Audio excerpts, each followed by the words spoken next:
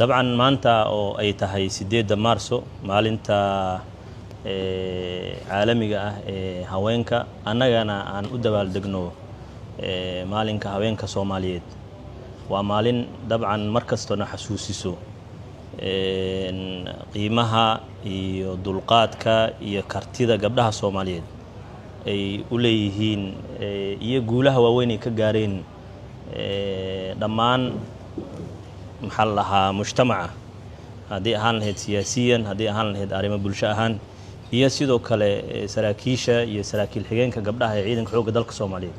waa maalin xasuusinayso oo si gaar ah inaan ugu dabaaldegno taadaban aan rabaa inaan ku hadlayo magaca ciidanka xoogga dalka Soomaaliyeed inaan hambalyo iyo bogaadin aan la soo koobi karin aan u diro guud ahaan gabdhaha Soomaaliyeed gaar ahaan kuwa qaybta ka ee difaaca dalka iyo dadka Soomaaliyeed inaan hambalyo iyo bogaadin aan la soo koobi karin halkaan uga diro gabdhaha ciidanka xoogga dalka Soomaaliyeed ka tirsan kaliya ciidanka ka tirsan ahaan ulama joogan laakiin waxay u yihiin laf dhabarka sidii bulshada laf dhabarka ugu yihiin ciidankana laf dhabar ugu yihiin markasta waxay garab taagan yihiin walaalahood dhalinyarada wiilasha Soomaaliyeed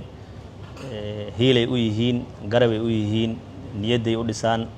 wayna ka garab dagaalamaan annagoo og waliba inay duruufo adag ku nool yihiin marxaladdu dalka maraayo haddana sida duruufaha dalka ka jiro ayadoo ay jiraan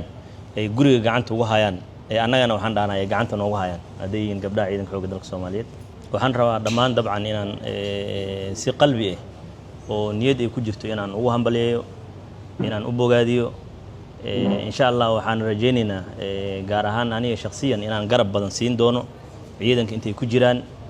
waqtigan joogan inay gabdho badan ciidanka ku soo biiraan rajaynaa haduu Ilaahay idmo kuwa hadda joogana ay horumar badan ay ka gaaraan insha Allah sida hadda la sheegay ciidanka xoogga dalka Soomaaliyeed urur dhan oo commando saajiri jiray oo waliba dagaalada ka qayb qaatay haddana waxaan rabnaa dabcan gabar madax hoggaan waa noo joogtahay iyo gabar agaasimo ah waxaan rabnaa gabdho badan oo taliyo urur iyo taliyo guutooyin ah inaan soo saarno haduu Ilaahay insha Allah taliyo urur iyo taliyo guuto inay soo baxaan waqtiga ugu dhow insha Allah mar kale waa in hambalyeena guuleysta guul iyo gobonnimo ay rajeynaa insha Allah. Assalamu alaykum wa rahmatullahi wa barakatuh.